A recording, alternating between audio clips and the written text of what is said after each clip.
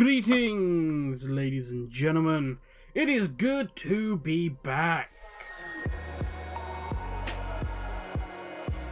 So Cuddles and I had planned to go away on holiday last week. Yes, we were going to jet off to sun-kissed shores, but, and I cannot think what may have got in the way. Yeah, so simply enough to say, we had to cancel, but fear not, my epic viewer. It did mean that we could finally settle down and enjoy Shadows Rising. And enjoy it we did, very much so. And that's it, video over. Thanks, that was a quick one. Okay. Maybe we need to dive just a little deeper into this. Now, Shadows Rising is the latest expanded universe book that was written this time by Madeleine Roux. It bridges events from the end of the Battle for Azeroth into the trailer that we've seen for Shadowlands, in which Sylvanas rips apart the Helm of Damnation. To try and keep me on track, as you know I have a tendency to get a little distracted with these sort of things, we shall break it down into 5 points. First up, the writing style.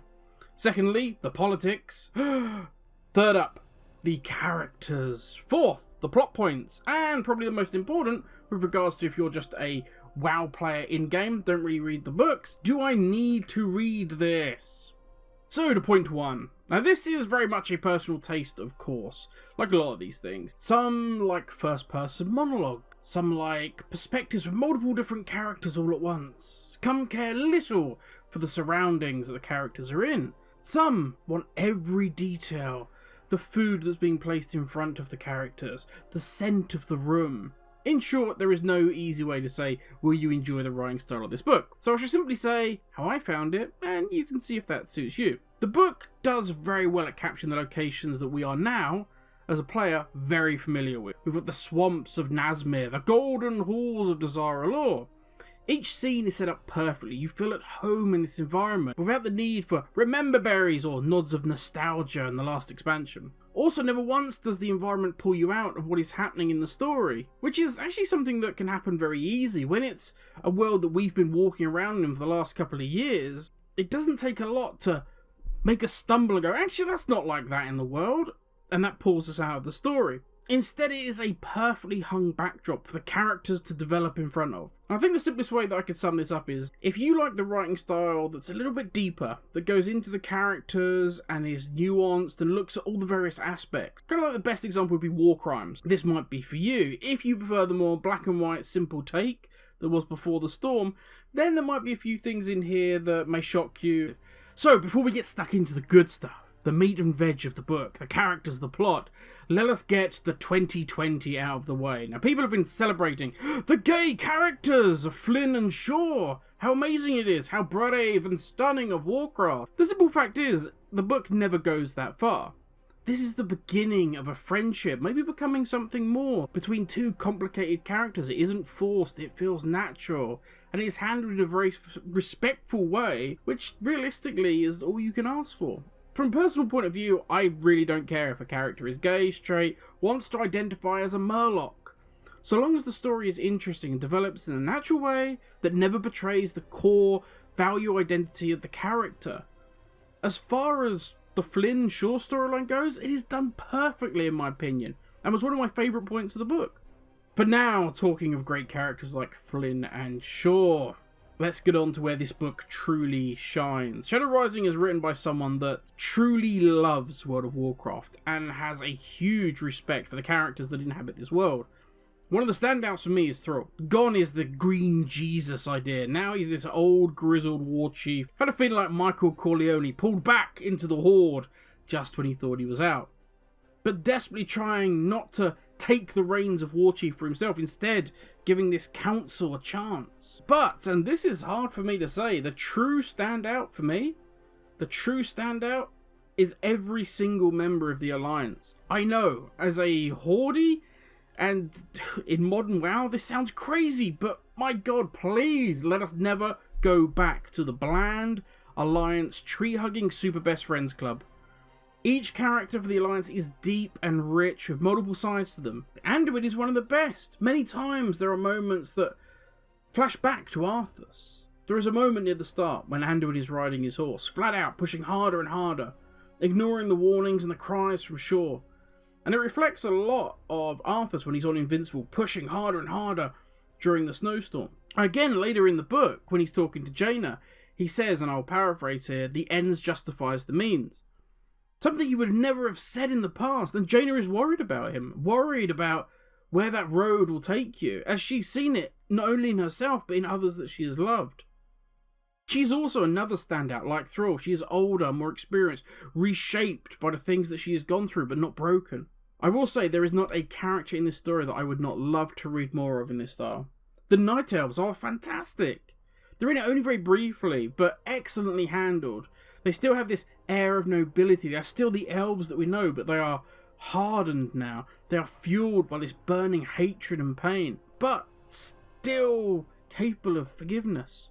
Zappy Boy, a character that I said I had my doubts about. Those doubts went almost straight away. He's terrified of failing those he looks up to, of failing his father, of failing Saurfang. So he's simply himself trying to do the right things, while in his head he's talking about how on earth am I this simple troll and now I'm talking to gods and legends. I could go on covering every character and showering praise down upon all of them. Those that have read the book may be wondering, how are you not mentioning Turalyon, Alleria? How are you not mentioning Sierra? How are you not mentioning Thanos? Mostly because they are tied into major plot points, which I really don't want to spoil for those that haven't read it yet. I will simply say that I almost felt sorry for Thanos. I did feel sorry for Sierra, and I was shocked at Turalyon and Alleria. It's well worth reading just for those four alone. So the plot. We've heaped untold amounts of praise on these characters, but that is for nothing if the story is bad. Without giving away too much of the story, it revolves around four interconnecting points. We have the Alliance searching for Sylvanas. We have the Zandalari seemingly stepping away from the Horde, and the Horde desperate to try and win them back. We have Thanos and Sierra trying to destroy Bomsondi for some unknown reason. And then we have Talanji and Bomsondi trying to learn to work together in the face of all of these problems they've got going on. Now, on the surface of that, it would seem the Alliance looking for Sylvanas would be the dullest. As I've said before, the adventures of the Super Best Friends Club can be, a little uninteresting. Everybody agrees with everybody. Let's go, gang! Now, it is not all sweetness and light and kind. Turalyon and Alleria are sent to hunt down Sylvanas, and they go to extreme lengths to achieve this. Also, Shura is sent to Nazmir in pursuit of Dark Ranger. During his journey, we get some really interesting character progression and background. Overlaying these operations, these different things they've got going on, is the fresh memory of the recent war with the Horde, the distrust of the Horde, but also this fear that if they give in to that distrust, that they have a chance to repeat the war once again, to open this conflict back up, which neither side can truly afford. We have Talanji and the stepping away from the Horde.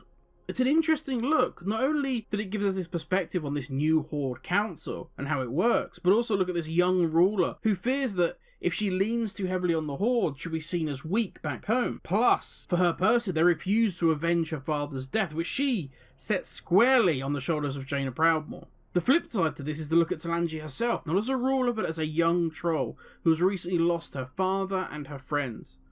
The betrayal of the Council has split the Empire to its foundations, and this is where Sierra and Thanos step in.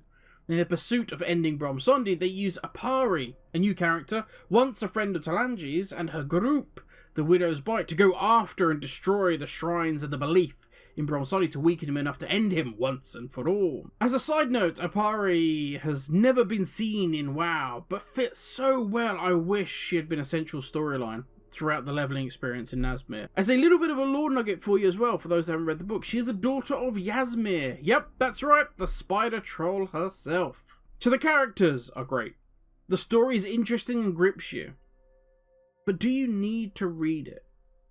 The truth is, no, and I say that in the best possible way. There is no major storyline that, should you miss it, you will be lost. You remember the end of Pandaria going to Warlords of Draenor. If you skip that book, it made so little sense what was going on. Why were we suddenly in alternative Draenor?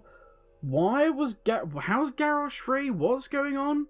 And the same can even be said before the storm. Of course, the main motivation we see in the trailers, we've seen in cutscenes, the burning of the tree was seen in game. The meeting of the Forsaken and the humans in Arathi, which was also hugely important in the development of the characters, is gone. It's nowhere. There's just a little set of in-game graves to represent it. Want to know how Celia Minithil came about? Because she's not Forsaken. She's Lightborn undead. Well, you can't. It's all in the book. Enjoy that.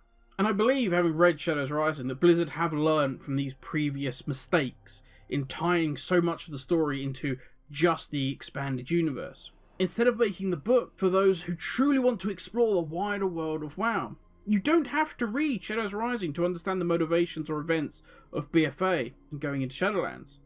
Everything is opened, unwrapped, and then rewrapped by the end of the book.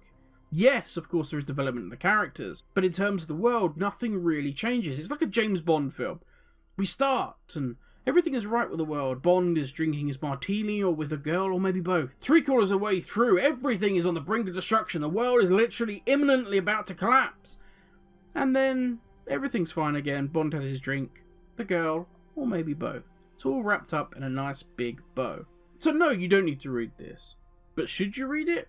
In my opinion, yes, very much so. It's one of the best WoW novels that I've read in a very long time. It has rich character development and an interesting story that never gets bogged down. It brings the world of WoW alive, making it feel like there is a weight to things that happened in-game. You feel like the armistice between the Horde and the Alliance matters, that the Horde really do care and want the Zandalari to rejoin them.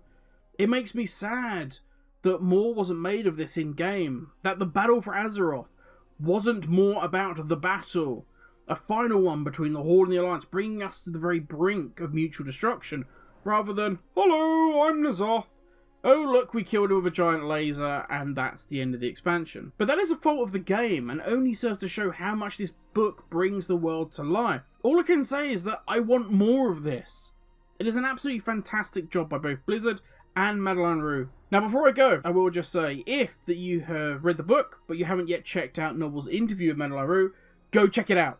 There are some really interesting lore nuggets, also a great insight to how a book like this actually comes together. But I think that I've talked for long enough now. Stay safe everyone, have a great day, and I will catch you all tomorrow.